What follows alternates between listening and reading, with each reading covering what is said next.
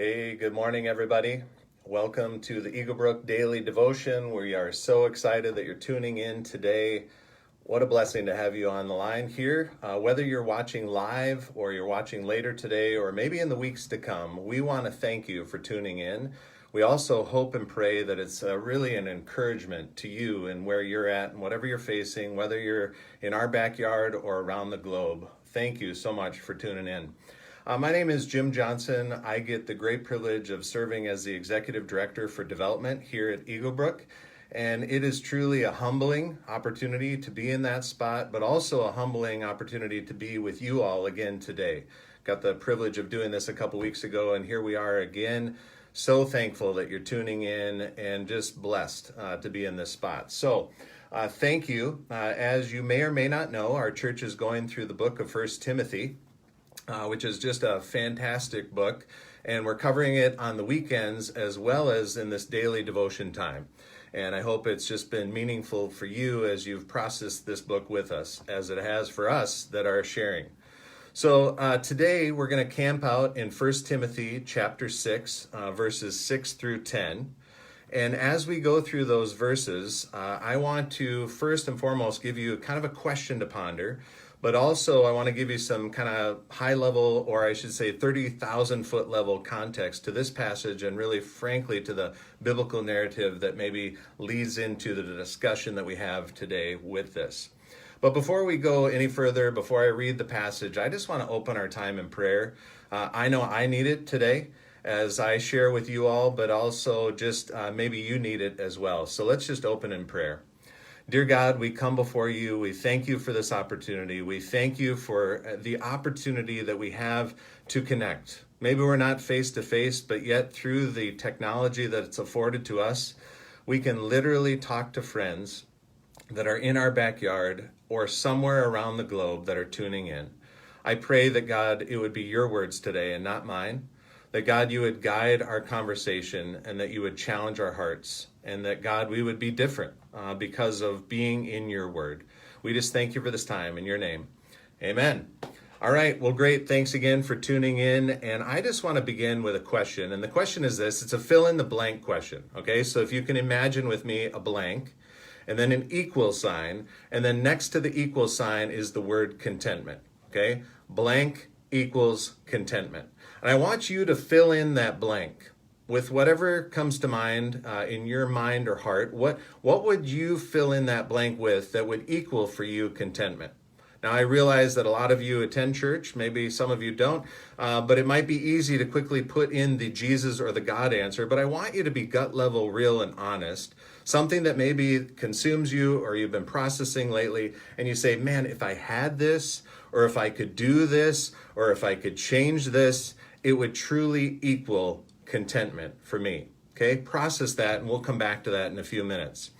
I want to also give you a little bit of context to this passage and really, frankly, to the whole biblical narrative of what was going on, or one of the many things that was going on in the culture of that day. There was this thing that not only in Paul's time, but also dating all the way back to the beginning, where the Bible talks referencing it many times, called idolatry. Okay? Idolatry is essentially putting something in place of or ahead of God and worshiping it or letting it consume you. There were people in biblical times that even built images. Okay, they built images and they put them in their front yard and they worshiped them. Now you might be on the line saying, well, I've got one of those next door. It's a Packer fan. Kidding, okay? But in all seriousness, this was a troubling thing for Paul and for all of those that were in that biblical time because it surrounded God's people.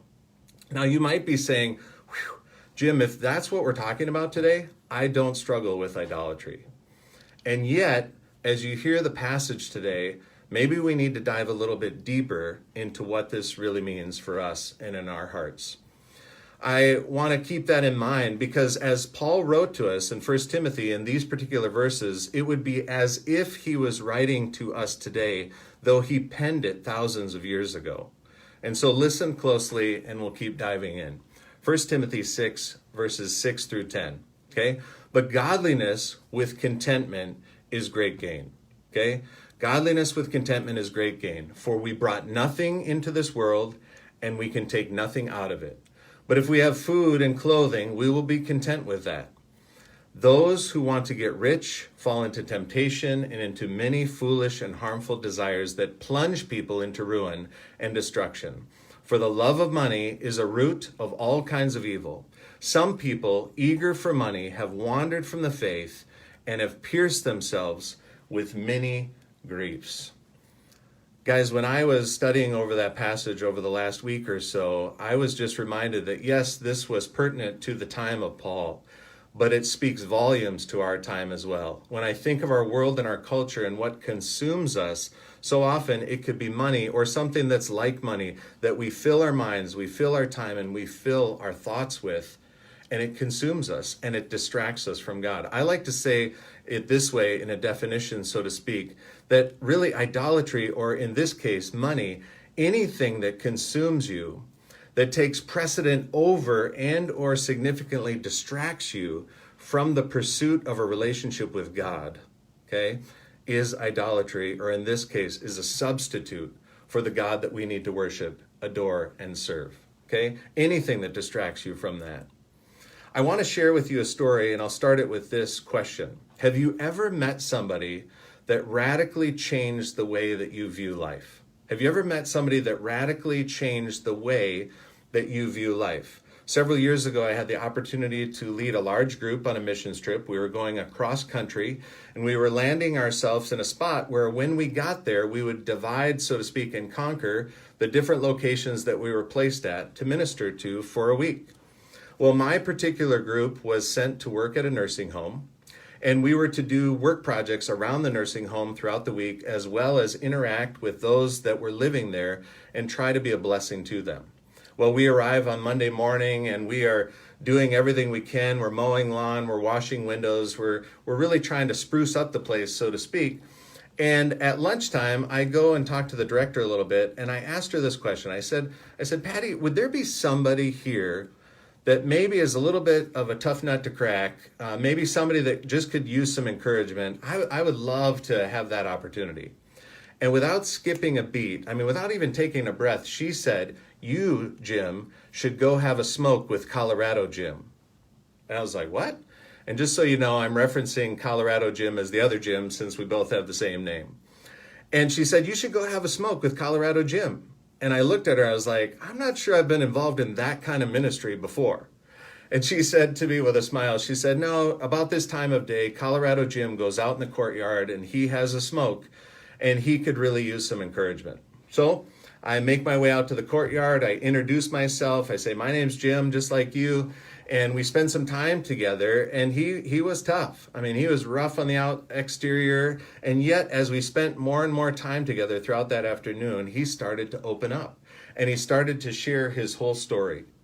And his story was, wow, it was incredible. It was one of great success. He had an incredible job. He had incredible pay and financial means. He had an incredible house, all the cars that he could possibly want, all the bells and whistles that this world offers, he could have at a snap of a finger. He ended up getting married. He had kids. To the world's eye, it would look like this guy has everything, fill in the blank, equals he is now content. Okay? But as he shared about all that he gained, then he went into all that he lost. And he said, Jim, I lost my job. I lost my house. I lost our cabin. I lost all the boats and the cars that I had achieved. I lost everything. I even lost my spouse as well as my kids. And I literally lived the rest of my life with absolutely nothing. I lost it all. Going back to verse 10, it says there in verse 10, for the love of money is a root. It's not the root. It's a root of all kinds of evil. And it can lead us there. And I go back to that idea of fill in the blank equals contentment. Fill in the blank for you equals contentment. For some of you, it's money, if you're honest. You're pursuing it, you're chasing it, you're doing everything you can to accumulate it. But for others, it's not money. It maybe is an addiction. It might be a habit. It might be a hobby, something that seems innocent, but it's consuming you. It might be your house or your yard or your job or your health or a material possession of some sort. You name it, it's on the list. But you have placed that, if you're really honest with yourself before God, and you say, you know what, if I had this, it would equal contentment. I got to know Colorado Jim, over the course of that week, and we spent a lot of time together and had a lot of fun. And yet, on Thursday, when I sat down with him, I could tell that there was a little bit added heaviness to his heart. And so after some conversation and having a great time together, I asked him, I said, Jim, you seem kind of heavy today. Like, is there something that's on your mind? And he said, yeah, I have to move. And I'm like, really? I mean, like, you have to move? Like, I didn't know you're moving. Like, what's the deal? Where are you moving? And he said, I'm not really sure. And I said, well, Jim, when are you moving? And he said, well, they told me I have to move tomorrow. I was like, tomorrow?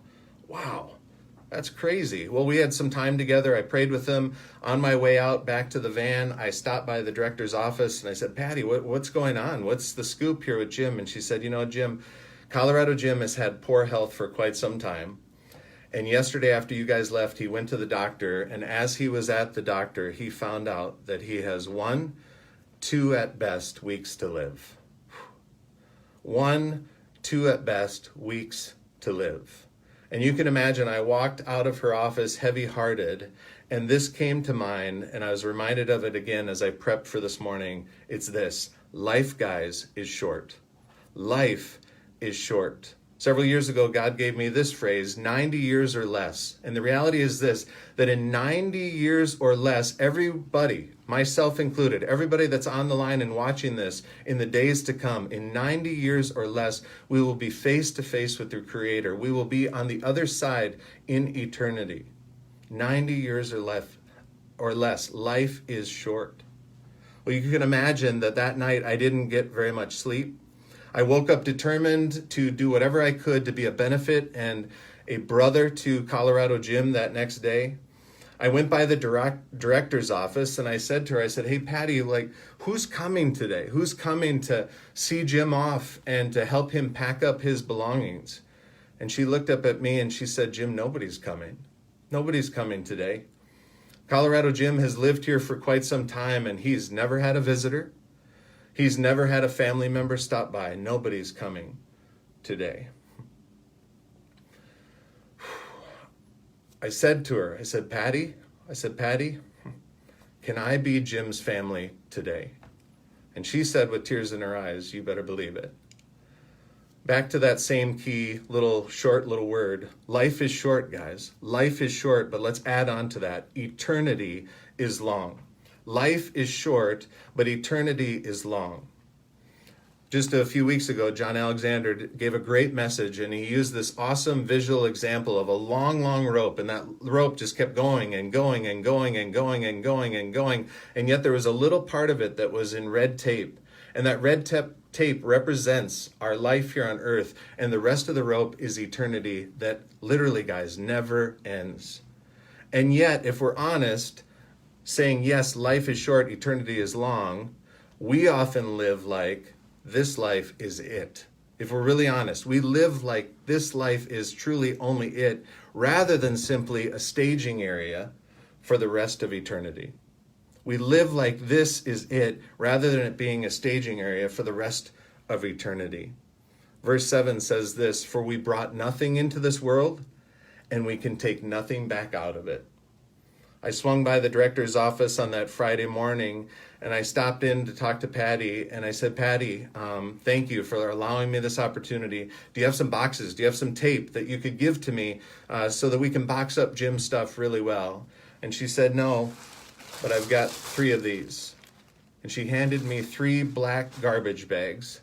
And I said, are you kidding me? Where's the dignity in that? And she said, Jim, I know it hurts and it's painful, but here's the reality. When Colorado Jim gets in that transport vehicle, he'll go that way, and his bags will go straight into the dumpster. And my heart was broken, but I said, you know what? I'm going to do this with as much dignity as I possibly can. I go into his room, I sit down with him for a little bit, and I say, hey, Jim, I'm going to be your family today, if that's okay. And he smiled. I said, we got to pack up your stuff. And I start doing so because he's sitting in a chair, and I start taking off the wall. And here it was, Salesman of the Year. And here it was, Rotary Club Member of the Year. And here it was, award after award. And I'm taking those off the wall and putting them one by one in a bag. And we get to the end of it and we tie up the bags and we're both sitting there. I'm on the edge of his bed and he's in his chair. And he says, Jim, the reality is this, that my life is short. But I also get from our conversation over the course of the last week that you'll have the opportunity, not just in the coming days, but in the coming weeks, months, and years, to share my story with other people. Will you tell them this? Don't waste your life. Don't waste your life. And it's as if those words are echoing in my mind today, and I share them with each and every one of you, that we have been given such a short window here on this earth, and God is saying, Colorado Jim is saying, don't waste your life. And so what really matters? How do we avoid wasting our life? Well, you focus on two things, and only two, and if you get these two right, it's a good thing. What are those two things? Well, they're the two things that will be both on earth and both in eternity. It's God and it's people. God and people. I have a twofold challenge for you today. Number one is this: where are you at with your relationship with God? Where are you at today with your relationship with God? Your life is short. We don't know how many days we've been given, but we know we've been given today. Let me encourage you, friend, to take a step towards God. Wherever you're at in the spectrum of faith, take a step towards Him. He is waiting for you. Carve out time today to spend with Him. He is longing for that. He wants a relationship with you. Run to Him. And secondly, the challenge is this: where are you at with your relationships with other people? Where are you at with that? May I encourage you, friend, to take a step. May you step out of your comfort zone, and may you walk next door to that neighbor that you have casual conversation with, and may you befriend them and start showing them what Jesus looks like with hands and feet. May you walk down not just to your neighbor, but down your street, or maybe your place of business, or maybe the school you attend. God has placed you in a unique circle of influence to make an impact on those that are around you. Go forward and get to know God and get to know people. My hope and prayer is this been an encouragement to you today. But if I'm really honestly vulnerable with you right now, I know it's also been a challenging word today. And maybe you just simply need an encouragement and you're like, whoa, this is really challenging. But my hope is that the challenge is also encouragement. Last night, God woke me up at 1:30 in the morning and said, Jim, scrap what you had planned. I want you to talk about this. And I said, God, yeah, but that's not a very encouraging word. They maybe need to be built up. And he said, no, give them that word. And also know, Jim, that it's not just for them, it's for you. And I'm telling you guys, I need to work on this just as much as maybe you do. And let's work together as the church and get to know God and to reach other people. Let's pray. Dear God, we come before you. We thank you for the friends that are tuning in today and those that will hear it at another time at a later date. May you bless them. God, may we be reminded that life is so short, but yet so glorious. Eternity is so long, and you've provided a way through what you did by sending your one and only Son to die on the cross for us so that we could have opportunity for that. We thank you for that. God, we praise you for that. God, I pray that we would take a step towards you today and build in a new relationship and take a new step with you today. And God, that we would also take a step to our neighbor, also take a step towards somebody in our circle of influence and beyond in our community, our city, and our world that needs to know you. God, may we show them you with our hands and our feet. God, we just praise you for all that you have done and all you're going to do. In your name, amen. Hey, friends, thanks for joining us today. 3 quick reminders, okay? This weekend, Ryan Leake will be bringing the message. It's going to be fantastic. Spread the word, 9 and 11. Tomorrow morning, one of our very best, Carrie Rasmussen, will be bringing the devotion. Don't miss it. Set your alarm. Get here. And then last but not least, tonight at every one of our campuses, from 3 to 6, we're doing a food drive, a hygiene drive, those kind of things. Please show up in force. Be the church, and let's just continue to do a good work. Thanks for joining us. Have a great day.